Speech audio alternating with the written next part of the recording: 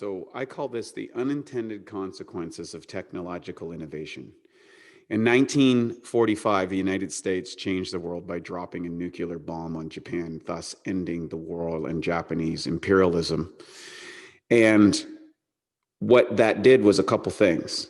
The war opened up the world technological innovation from communications, transportation, television, radio, all these things started to usher in so that people became familiar with products and services around the world. After the war, there was an explosion in the population.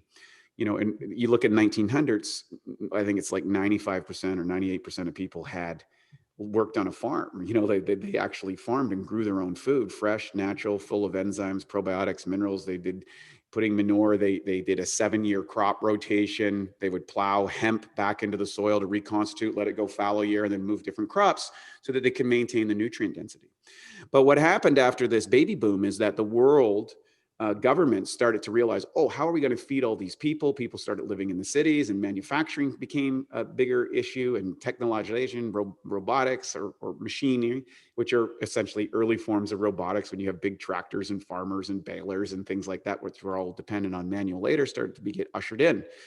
So the government said, we need to grow more food for these people in the cities in this explosion. So they switched over to monoculture farming practices, which seemed like a good idea. Okay, we need this much wheat. We need, and these agriculture boards would set determinations and pricing and management for, and then what happened when you started doing that, we started depleting the nutrients in the soil. And then so they said, well, we've got all these leftover nitrogen bombs that are obsolete now. So let's put that into the soil because now we can get faster yields. Sounds like a good idea.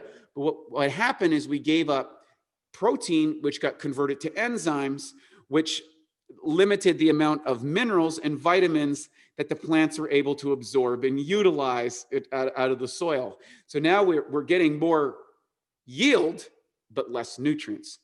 The plants started to weaken. They didn't have the defense mechanisms they had. So then they become subjected to blight and subjected to parasites and bacteria and funguses and insects. So they said, great, let's invent all these chemicals to kill the bugs, many of which interrupt the enzymatic process of these organisms. Now, enzymes are the metabolic machinery, the capital that allows you to do chemical reactions in any living organism. The difference between a stone, a plant, and a person is how many enzymes and the capacity of those enzymes to do biochemical transactions.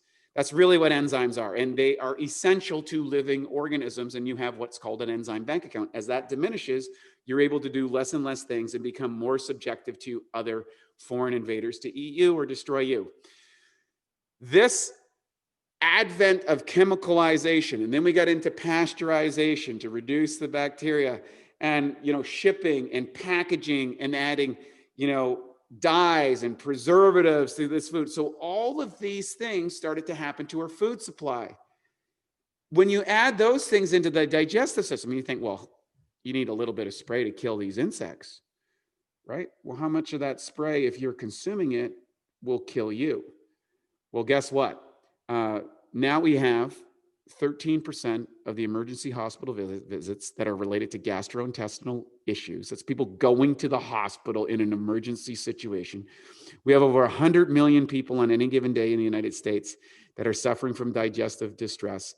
25% of those people are on permanent medications for digestive related issues. That's not counting the over-the-counter stuff. That's not counting all the other things. And the reality is we've created an internal terrain crisis because of the external terrain crisis. And here's the thing. You're 20 years old right now, 25 years old, 30 years old. You've been born into a world that you think has always been that way. Most people have never seen a carrot grown. Most people have never seen a chicken killed. Most people have never seen where they get their eggs. They don't know what it looks like to get a tomato out of the ground or how to grind wheat into bread. No idea. And so what happens, we've so removed from our food supply, we don't understand that. We just think this is normal. And the reality is it's kind of like that scene from The Matrix, and I'm dating myself on that, where the guy's like, how do we know what tasty wheat is? Why does everything taste like chicken? Like, what if tasty wheat tasted like something else, but we don't know what it is, right? And that is the case. We're in a situation where we've been so removed from our food supply, we don't know what it is, and let alone how to optimize it. All that being said, people who are on the mission, because we do have access to information, are like, hey guys, how do we optimize the body? Well, now we can do a barrage of tests, SpectraCell tests, hormone tests, gut microbe tests, all these different tests. And we could say, my gut microbe isn't correct. I've got major deficiencies in various vitamins and minerals. I don't have enough essential fatty acids because my hormones are disbalanced, or I'm getting too much estrogen in my body and it's crashing my testosterone. I've got contaminants where they're sort of disrupting and overstimulating my nervous system. I'm getting blue light, all these unintended consequences of technological innovation, which I'm not against technological innovation. I love computers. I love technology. I love pressing a button and the Amazon truck goes up. It's great. But we have to recognize that these are the adaptive challenges that we are facing as Homo sapiens. And if you go back to Charles Darwin and my favorite, the blue-footed booby bird, which was the component where he came to the realization that it wasn't survival of the fittest. That's a mistake. It is survival of the most adaptable, if you read The Origin of Species. Humans have manufactured a massive amount of environmental stressors never before seen on this planet. And we've altered the food so much that now the food that we are eating is becoming one of these adaptive stressors. So it is imperative for us as health advocates and individuals to recognize that in order for the generations to continue to exist, our grandkids, our great-grandkids and beyond, we have to meet the adaptive challenges that technology has initiated. And if you don't, you're going to die from one of these genetic-based diseases. You are going to not have the ability to procreate.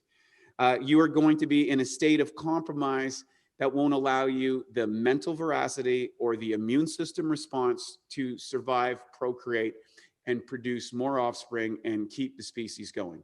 So where it's our imperative that we take ownership of that without condemnation and start adding the things that we need to advance and accelerate and grow. And I believe that there are opportunities in nutritional supplementation and technological innovation that we can now accelerate our health beyond that of our ancestors, but we have to adapt to the current circumstances.